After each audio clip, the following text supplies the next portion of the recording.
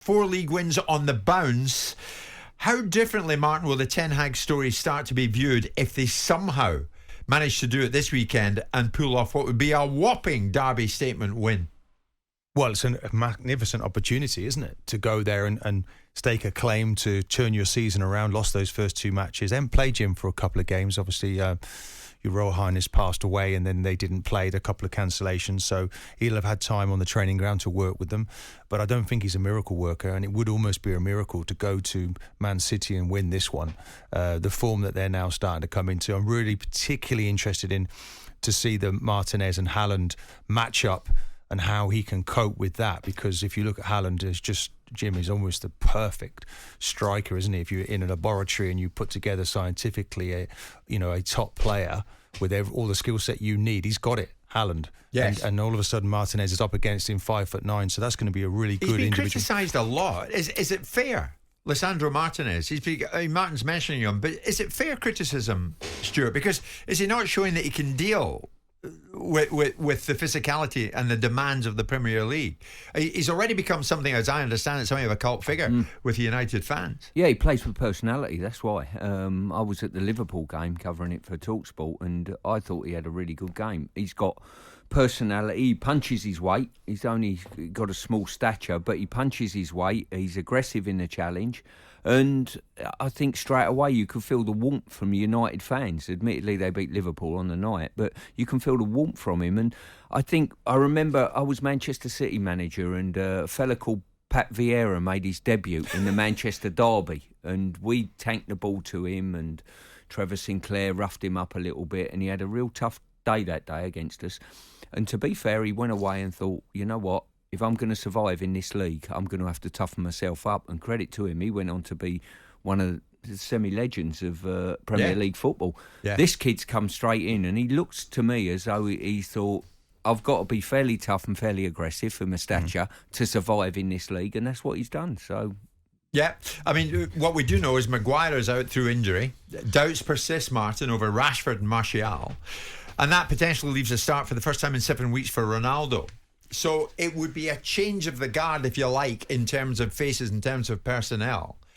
Well, would United still have it in the tank to do something against them? I think if you look at Ten Hag, where he, taking Ronaldo out of the team was one of the sort of big changes that he made, alongside with Maguire and Shaw, and made changes, and there was certainly more energy. Rashford went into that central position and suddenly started to fulfil that potential, which he knows there. Of course, he's injured again now, which is a real problem for them. He almost has to play Ronaldo in that position. I mean, I assume he's just played 2 international games. That didn't go particularly well for him. I think they lost against Spain, Portugal, and a lot of the Portuguese feel that he's lost that level, which is going to happen. He's 38 years of age? You can't go on forever, Jim. Be a very interesting one to see how Ronaldo plays in this game, but we shouldn't put it on him completely. No. But no, there will be decisions to be made. But just going back to Martinez, I do feel he's a real contact defender. He's aggressive, but he's lacking in inches. And although if you're the smaller man, as I often was as well, Jim, you want to show, you got to get up early, you got to leave the ground early, you got to be aggressive, you got to hit people and show that power. And I think he is one of those. So I'm really interested to see. I mean, Haaland's he's got 2 goals with his head. Yeah, 2 off his right foot and the rest of them with his left foot. So he's got everything, as I say, but in the air, he's not really prolific right now. I want to highlight David De Gea, who often comes under the microscope, and on this occasion, that's exactly the case, because Stuart, his current deal at United runs out next summer, and it's our understanding that United are weighing up whether or not to offer him a new one or risk losing him for free. Should United stick or twist on De Gea? It just depends whether they see him as the future, and probably more importantly, how Henderson does. If Henderson, they think he's going to be the natural progression and take over, then that gives you a bit more wriggle room in saying thanks for what you've done for us and shaking his hand sometime in January. But it's a difficult one. If you're going to keep him, you offer him maximum maybe a 2-year deal, I would suggest. He's still only 31. Well, that's been there a lifetime. Is exactly. You probably think, as I did there, Martin, without you pointing it out to me, that he's older than he actually is. 31 years old in goalkeeping should be coming into his prime. Now, this is just solely down to whether you think he's good enough to drive Manchester United to and a is major Henderson, title. is he doing enough at Forest? I mean, you look at, is he the next level? At the moment, I think De Gea, he had a very tricky start to the season. I can think of a goal he threw in at Brentford, and it looked horrible for him. But he's starting to rebuild his career. I think it's down to him really, and how well he goes this season. Yeah. Does it? I mean, I know neither of you are goalkeepers, but does he play well enough with his feet? Because this is the modern day demand of all top goalkeepers, and he is one. Jim, I think he plays sensibly with his feet. He doesn't take risks that he doesn't have to in the main. That's not part of his goalkeeping that sort of stands out to me. He's one of these, look, I'm going to keep it simple. If I get tight, I'm going long. End of, you know. The other point to throw into the mix as well is, who is there in world football, if you don't think Henderson's good enough to take his mantle, who is there in world football and how much will he actually cost?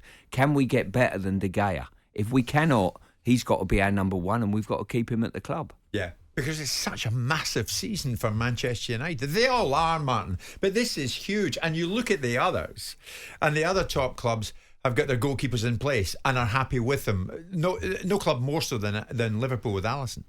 And Manchester United, when you look at their expenditure as well, in the period when Man City are winning all these trophies, I think they've spent even more than Man City. Yeah. So, they're not frightened to spend the money. It's about doing it in the right way, Jim, isn't it? Buying the right players, making the improvements. Yeah. And that's down to the recruitment team now at Manchester United. They cannot afford to get anything wrong. And there are purchases to be made. United are going to have to stop City. Now, you guys, nobody better to ask. Martin, I've got a rough idea what might be coming back here. How do you stop Haaland? Well, as I say, I do feel in the shape of Martinez, that type of player, that contact player, whether he's got whether he's big enough. Do you know, it's like a big good one against a big, but good you little. said you were the same. So how did you? And you went about it in a very positive way. It's a lot to make up though, Jim, because this guy, when he runs into the channel, Haaland, he does it with such a hunger and a drive and a determination. It's frightening to watch. It was interesting, the goal he scored recently against Wolves. They shut down his left foot and he just put it in with his right. So he is almost becoming the complete player, and he's been added to a team which was already scoring plenty of goals. They've got a lovely movement with their team. They do concede though, Jim, now and again. Now more goals than I expected them to, but this is at home. And De Bruyne with his assists, you have to look at Manchester United being the ones that are going to win this game, and City will make sure that they're going to continue to be the noisy neighbour. I totally agree. You look at this fella, and I covered the Community Shield start of the season, the curtain opener. And I looked at Haaland and he made one or two runs in the channels and they didn't play him the ball. And I thought, unless they get in sync with him, you're not going to get the best out of him. All of a sudden, a game later, the week later, clever players, if you make that run, I'm going to give you the ball. They started playing the ball down the channels, in behind, and all of a sudden you've got a fella who can take it down the line or receive to feet and build up. My goodness me. That would have been a new problem as well, Jim, because normally when I ask for it, I get it. Give me the ball. And you came into a City team that's already champions and, Champions League final, and he probably felt he couldn't quite scream at them in the same way. And you wondered if how long was that going to be a problem? Well, Jim, they fixed it within a couple of weeks. Bang, and he's making the runs. He doesn't get the ball too much, but when he does, he's effective. And he's just going to keep scoring goals for fun. He's a goal machine. I don't know if you remember. Can I just throw this in? Yeah. Newcastle away. Walker's got the ball in a slide it across to me, and I put it in the goal. And I'm Haaland. He had a shot. Walker had it, exactly. You've got it. Walker's had a shot, and Haaland's reaction to Walker, and I'm thinking this is a 22-year-old young man who's just joined Manchester City, and he's absolutely berated Carl Walker, who is a seasoned professional that's been there a decade.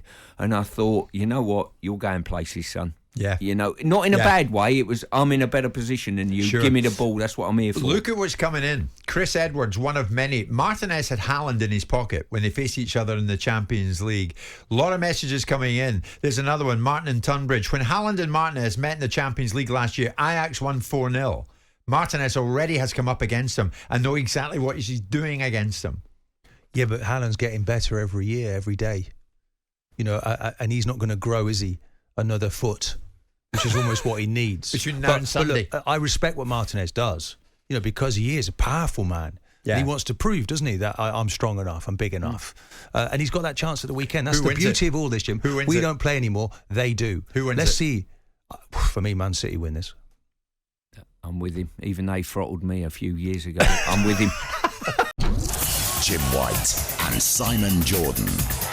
Monday to Friday mornings from 10 on AM, on DAB, via the talkSPORT app and on your smart speaker. talkSPORT.